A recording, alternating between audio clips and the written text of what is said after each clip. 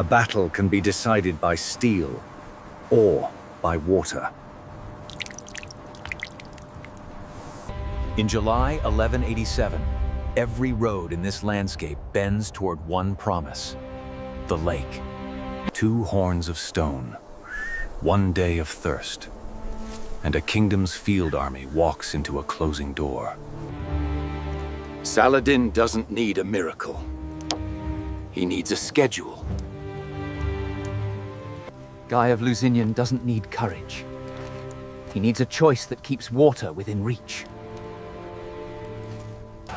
Because this isn't a trap made of walls. It's a trap made of distance. Hattin, 1187, where strategy becomes weather. If you want to understand how war shaped our world, stay with us.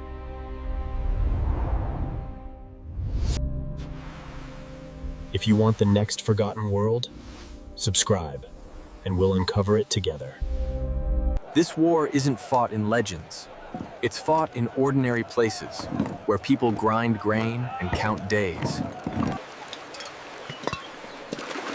In this country, water is not comfort. It's command.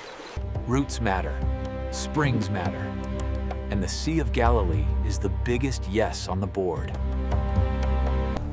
Inside the Crusader camp, strategy fractures. Hold water or chase the threat. Some men treat restraint like weakness. And in a fragile system, that pressure changes decisions. Saladin's advantage is not secrecy. It's tempo, moving the question faster than his opponent can answer. A battle like Hattin is built before the first arrow, by logistics that never look cinematic. Now the lure appears. Tiberias, close enough to tempt a march. A city by water is more than a target. It's bait. He doesn't need to win at Tiberias. He needs them to leave their well.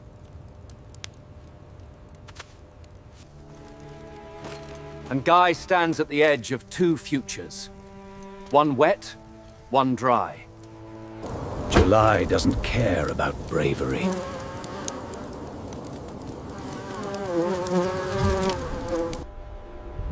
When the host moves, it drags an entire kingdom's survival behind it. Decision 1, march! An army is a moving city. And cities get thirsty. Decision 2. Saladin does not rush. He shadows. The goal isn't slaughter, it's friction.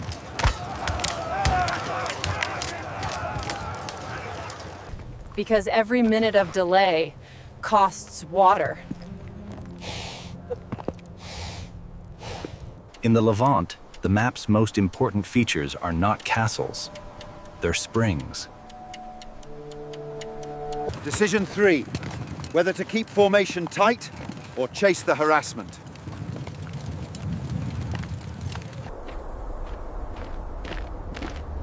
The landscape starts to lie. Saladin is shaping the pace like a sculptor, chip by chip. Decision 4. He positions his forces between the army and the water.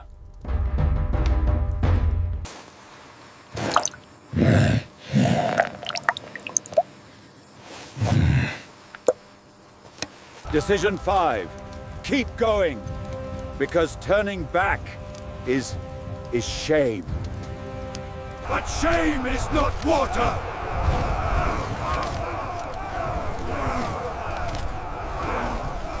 The fence is invisible until you try to run through it.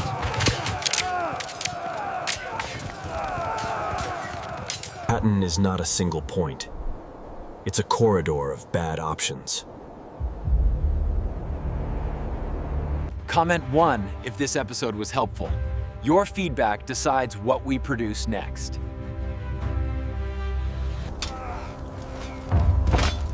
By afternoon, the army is no longer marching to fight. It's marching to drink. En avant! Serrez vos rangs! Cohesion is the first casualty of thirst.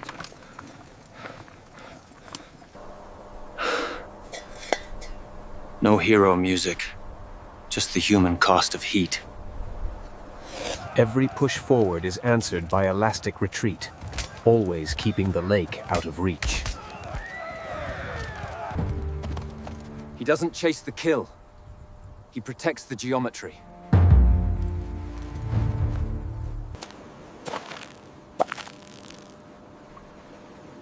These rocks remember every footstep.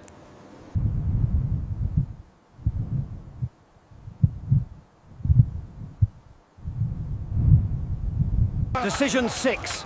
Camp dry, or break formation in a desperate dash. They camp where an army should never camp, without control of water. Leadership at Hattin is not glory. It's watching options disappear. On the other side, the system is calm, because the plan is weatherproof. No dew. No mercy.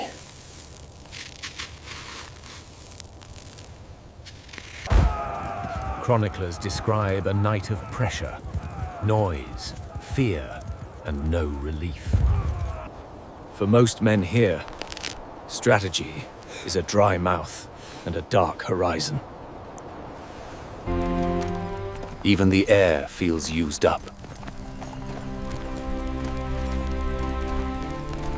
Decision 7. At first light, break out toward water or die in place. The battlefield is a slope. The prize is down there.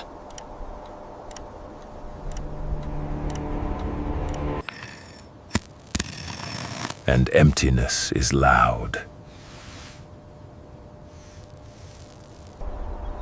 July 4th. The day the lake becomes the only direction. They move, because staying is surrender.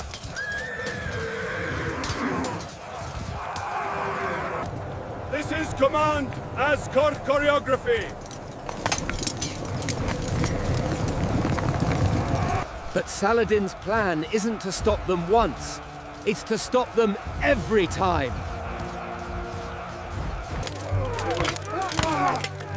The king fights the wrong enemy. Distance. The water is visible. The water is real. And it is still not theirs. Morning, July 4th, 1187. The breakout begins into a net that moves. In a field army, symbols aren't decoration. They're navigation. Heavy cavalry is built for a clean lane. Here, there is no clean lane.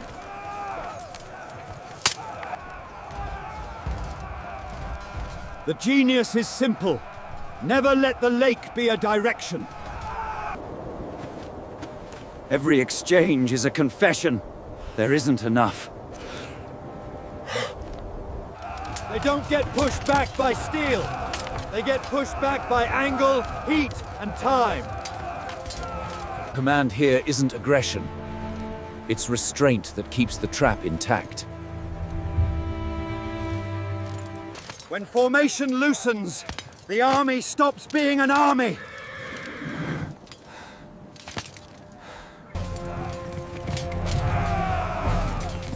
One flank tries the only gamble left. Break the ring! Even when a gap appears, it's not an exit. It's a moment. The battlefield teaches a brutal rule. An opening you can't follow is not hope. By late morning, the hill becomes a funnel.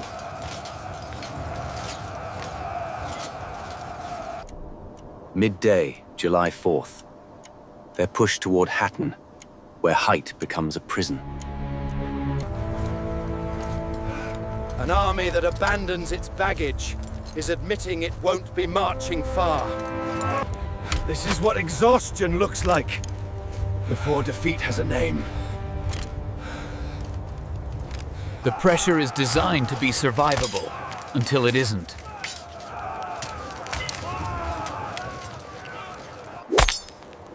The message is constant. Stay here, and you will dry out. He doesn't need to break them fast. He needs to break their coordination. Leadership becomes crowd control against the gravity of thirst. Every attempt to descend is turned into a sideways fight.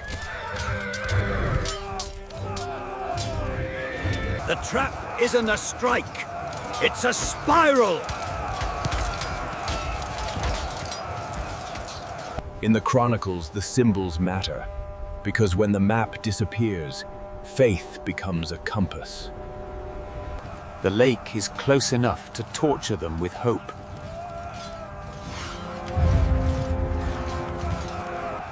By late morning, the hill becomes a funnel. If you want the next War Through Time episode, comment 1, and I'll bring the next battlefield to life. Afternoon, July 4th. Now the army becomes groups. Not because they stop believing, because their bodies stop answering. Discipline is built for panic. But panic still charges rent. The ring doesn't rush. It shortens the air.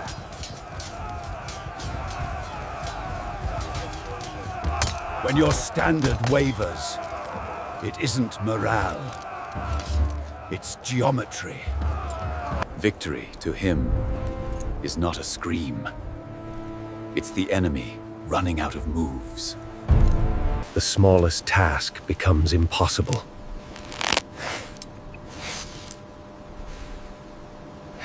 At Hattin, collapse looks quiet before it looks final. And the story of a kingdom starts to unthread.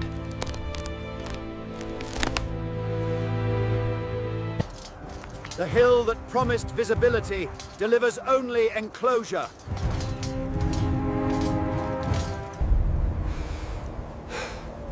The end of a field army rarely arrives as a single blow.